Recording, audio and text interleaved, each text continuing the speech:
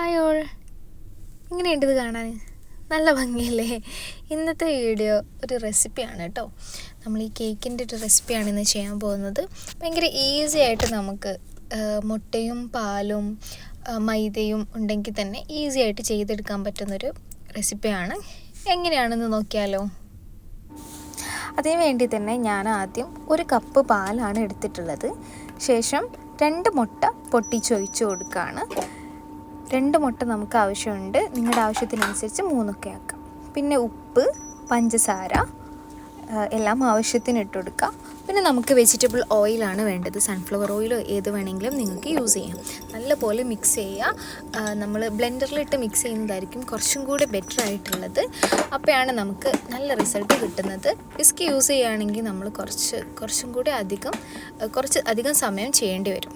ഇനി നമുക്കൊരു കപ്പ് മൈദയും കൂടി ഇട്ടിട്ട് നന്നായിട്ട് ബ്ലെൻഡ് ചെയ്തെടുക്കാം.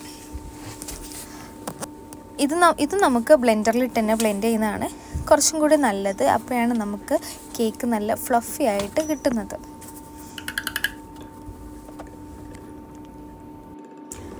ഞാൻ ബ്ലെൻഡ് ചെയ്ത സമയത്ത് എൻ്റെ ടേബിളും ട്രൈപോഡും എല്ലാം കൂടെ ഭയങ്കര ഷേക്കായിരുന്നു. അപ്പോൾ പിന്നെ ഞാൻ പൊസിഷൻ മാറ്റി കിച്ചണിലെ ടേബിൾ ടോപ്പിലേക്ക് വെച്ചതാണ്. ഇനി നമ്മൾ ആഡ് കൊടുക്കാൻ പോകുന്നത് ഫുഡ് കളറാണ്. എൻ്റെ അടുത്ത് ഇല്ലാത്തതുകൊണ്ട് ഞാൻ ജസ്റ്റ് ഒരു ബ്ലൂബെറി ജാമ വെച്ച് ചെയ്തതായിരുന്നു. ബട്ട് സോറി ഗൈസ്, ഞാൻ ഉദ്ദേശിച്ച കളറ് കിട്ടിയില്ല. എന്നാലും കുഴപ്പമില്ല, നമുക്ക് നോക്കാം. ഇനി നമുക്ക് പാൻ ചൂടാക്കിയിട്ട് അതിലേക്ക് നമ്മുടെ ഈ ഒരു ബാറ്റർ ഒഴിച്ചു കൊടുക്കുകയാണ് വേണ്ടത്. ഒഴിച്ചതിന് ശേഷം നമുക്ക് അതൊന്ന് മൂടി വെച്ചിട്ട് ബബിൾസ് വരുന്നുണ്ടോ എന്നൊക്കെ നോക്കിയിട്ട് എന്ത് ചെയ്യാം, മറിച്ചിട്ട് കൊടുത്ത് ഒന്ന് വേവിച്ചിട്ടെടുക്കാം. ഇതുപോലെ നമ്മൾ ആ ബാറ്റർ കഴിയുന്നത് വരെ ചെയ്തു കൊടുക്കുക.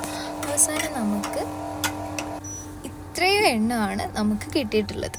നമുക്കിതിനെ ഒന്നിന് മീതെ ഒന്നായിട്ട് ഒരു 3 ഇതുപോലെയുള്ള ദോശ രൂപത്തിലുള്ള ഈ ഒരു ഇത് നമുക്ക് എടുത്ത് വെക്കാം. അതിലേക്ക് നിങ്ങൾക്ക് വിപ്പിംഗ് ക്രീമോ അല്ലെങ്കിൽ വേറെ എന്തെങ്കിലും, ഞാനിവിടെ ഒരു ജാമാണ് യൂസ് ചെയ്യുന്നത്. ജാമോ എന്തെങ്കിലും ഒന്ന് സ്പ്രെഡ് ചെയ്തതിന് ശേഷം നമുക്ക് എന്ത് ചെയ്യാം, ഇതിൽ കാണുന്നത് പോലെ മടക്കിയിട്ട് ഹാഫ് മടക്കിയിട്ട് നമുക്കൊന്ന് റോൾ ചെയ്തിട്ട് നമ്മുടെ ഈ ഒരു റോസ് ഫ്ലവറിൻ്റെ ഷേപ്പിലേക്ക് ആക്കിയെടുക്കാം. കണ്ടോ, ഇപ്പം തന്നെ നല്ല ഭംഗിയായിട്ട് കിട്ടിയിട്ടുണ്ട്. ഇനി നമുക്ക് ഓരോരോ ദോശ വീതം നമുക്ക് ഇതുപോലെ ജാമാക്കി മടക്കിയിട്ട് ഇതിൻ്റെ ചുറ്റിലും വെച്ച് കൊടുക്കാം. ഭയങ്കര ഈസി ആയിട്ട് നമുക്ക് ചെയ്യാൻ പറ്റുന്ന നല്ല മൊഞ്ചുള്ളൊരു കേക്കാണിത്. നിങ്ങൾക്ക് ഇഷ്ടമുള്ള സമയത്ത് കുറച്ച് ഇൻഗ്രീഡിയൻസ് മാത്രം ഉപയോഗിച്ചുകൊണ്ട് നമുക്ക് ഈസി ആയിട്ട് ചെയ്തെടുക്കാൻ പറ്റുന്നതാണ്. എല്ലാവരും ഒന്ന് ട്രൈ ചെയ്ത് നോക്കണം കേട്ടോ. ഞാൻ ഉപയോഗിച്ച ഫുഡ് കളറിന് പകരം നിങ്ങൾ നല്ലൊരു റെഡ് ഫുഡ് കളറോ അങ്ങനെ വേറെ ഏതെങ്കിലും നല്ലൊരു കളർ യൂസ് ചെയ്യുകയാണെങ്കിൽ നല്ല ഭംഗിയുണ്ടാവും ഇത് കാണാൻ വേണ്ടിയിട്ട്. എൻ്റെ കയ്യിൽ ഫുഡ് കളറൊന്നും ഇല്ലാത്തതുകൊണ്ടാണ് ഞാൻ ജസ്റ്റ് ഒരു ബ്ലൂബെറി ജാം വെച്ചിട്ട് ചെയ്ത് നോക്കിയത്. ബട്ട് ഞാൻ ഉദ്ദേശിച്ച പോലെ സക്സസ് ആയില്ല. അപ്പം ഇത്രയുമാണ് നമ്മുടെ ഈ ഒരു റെസിപ്പിയുടെ വീഡിയോ വരുന്നത്. ഈസി ആയിട്ട് ചെയ്തെടുക്കാൻ പറ്റുന്നതാണ്.